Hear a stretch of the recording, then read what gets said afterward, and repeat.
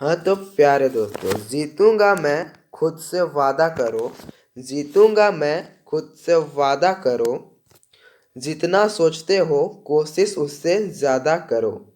तकदीर भी रूठे पर तकदीर भी रूठे पर हिम्मत ना टूटे। मजबूत इतना अपना इरादा करो। हेलो फ्रेंड्स, स्वागत है आप सभी का अपने चैनल जी ऑबिटियस ट्यूटोरियल में। दोस्तों आज का ये वीडियो दोस्तों जैक क्लास 10th के सभी स्टूडेंट के लिए मोस्ट इम्पोर्टेंट वीडियो रहने वाला है, क्योंकि दोस्तों आज का दोस्तों इस वीडियो में हम लोग जैक क्लास 10th का टॉप 10 जो है इस वीडियो में हम लोग सब्जेक्टिव क्वेश्चन सॉल्व करने वाले हैं।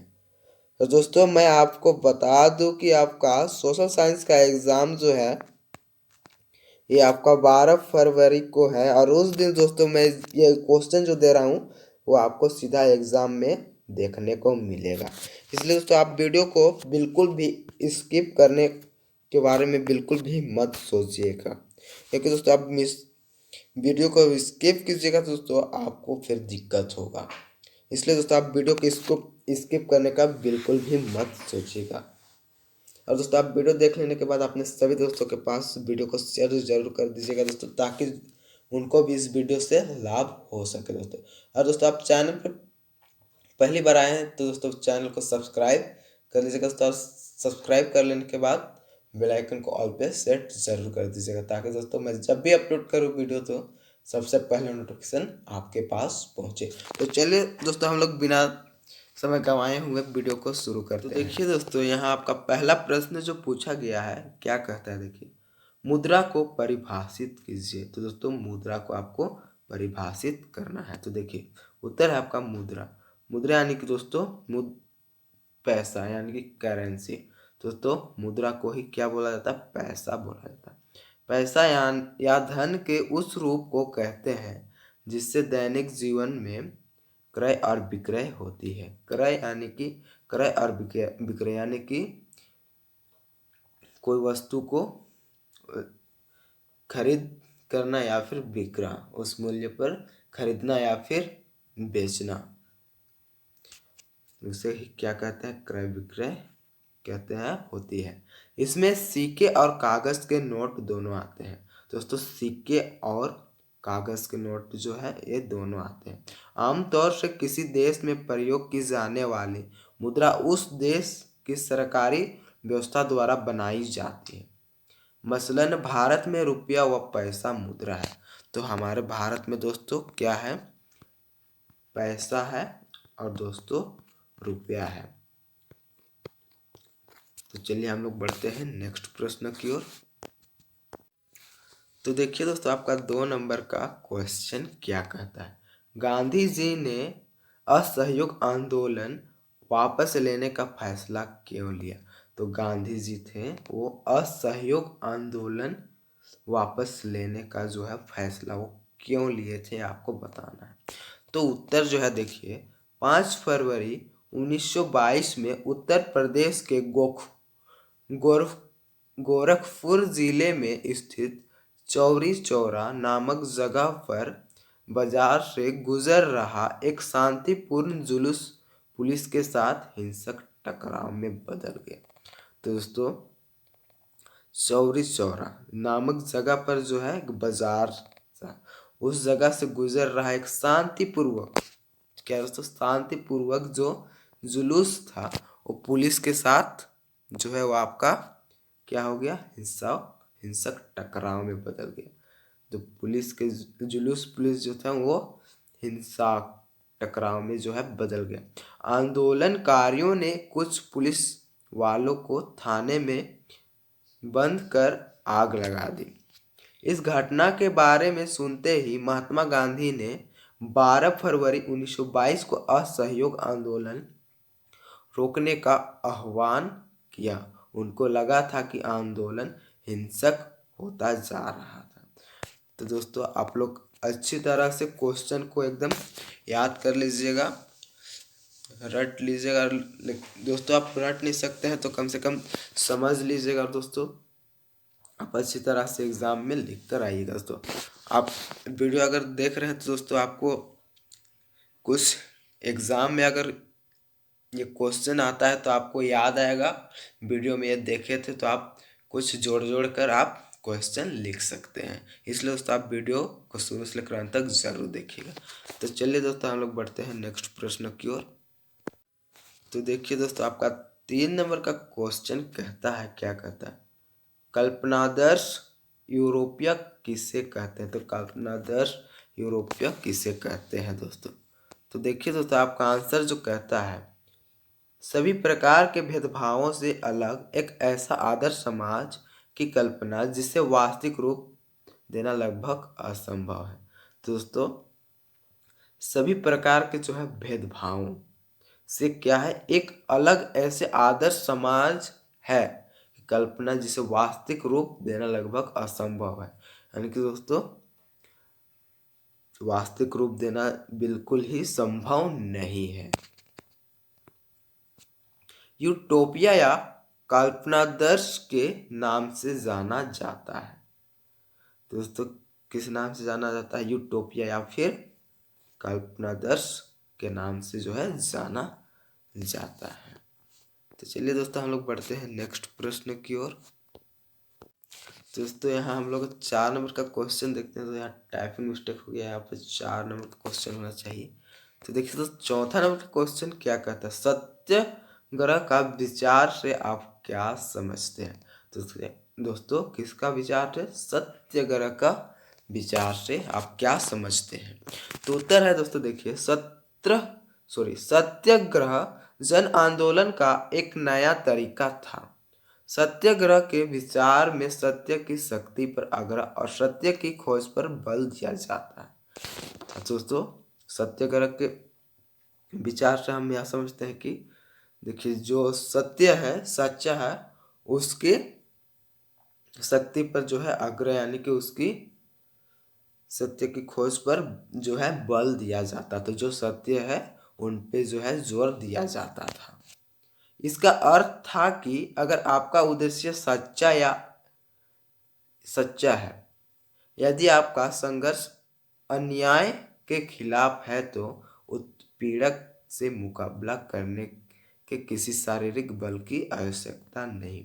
अगर दोस्तों आपका जो है सच्चा, जो आपका उद्देश्य जो सच्चा है, तो आपको जो है संघर्ष करने में आपका अन्य उत्पीड़न मुकाबला, यानी कि आपका शारीरिक बल का कोई भी जो है वो आवश्यकता नहीं है।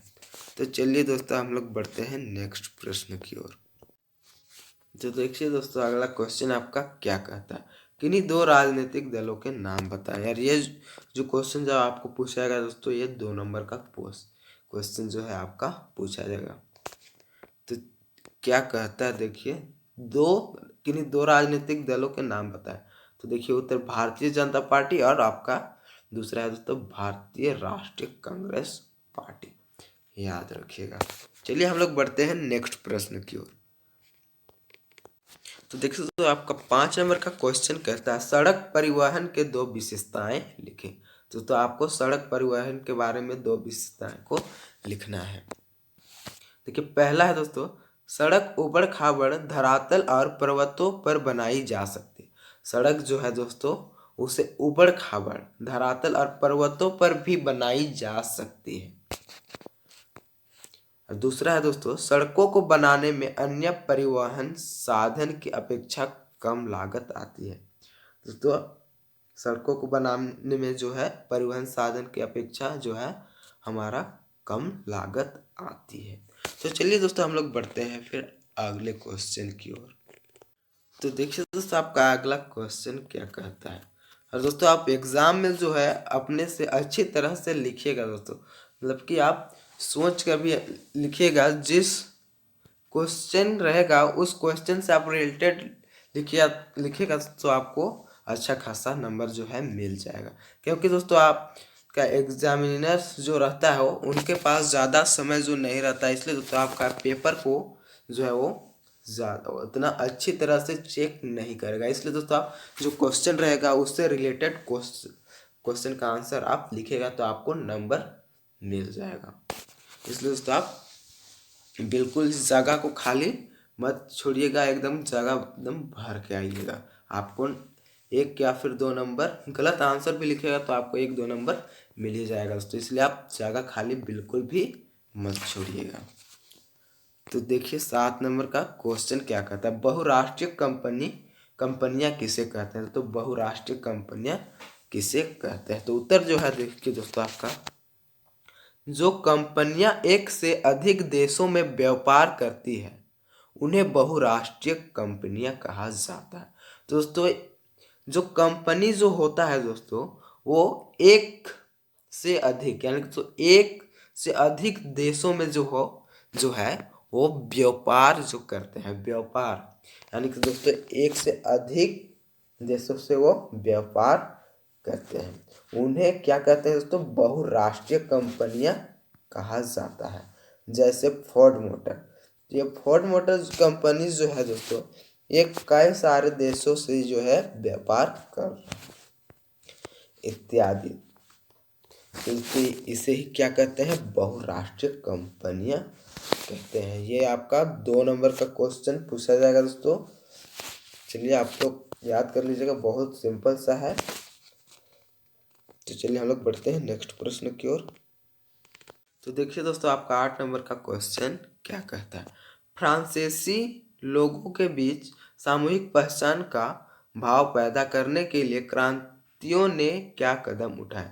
तो फ्रांसीसी के लोग जो थे, तो उनके बीच जो है सामूहिक पहचान का भाव पैदा करने के लिए क्रांतियों ने क्या कदम उठाया। तो देखिए उत्तर आपका क्या कहता है, फ्रांसीसी लोगों के बीच सामूहिक पहचान का भाव पैदा करने के लिए फ्रांसीसी क्रांतियों ने निम्नलिखित कदम उठाए। तो पहला कदम जो है देखिए, पृथ्वी और नागरिक जैसे विचारों का प्रचार किया गया, जिससे एक संविधान के अंतर्गत समान अधिकार प्राप्त हो। दूसरा पॉइंट कहता है आपका देखिए, एक केंद्रीय प्रशासनिक व्यवस्था लागू की गई, जिसमें अपने भूभाग पर रहने वाले नागरिकों के लिए समान कानून बनाया गया। तीसरा कहता है, स्टेट जनरल का नाम बदलकर क्या रखा गया, तो नेशनल असेंबली कर दिया गया, जिसका चुनाव नागरिकों के समूह द्वारा किया जाने लगा।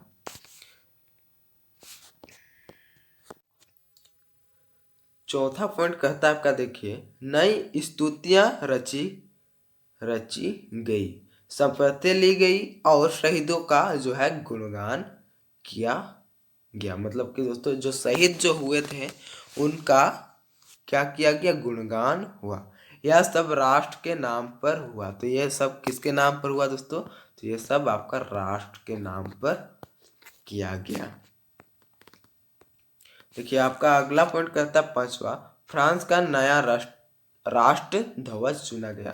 दोस्तों राष्ट्र का जो है वो आपका नया क्या चुना गया, राष्ट्र ध्वज चुना गया।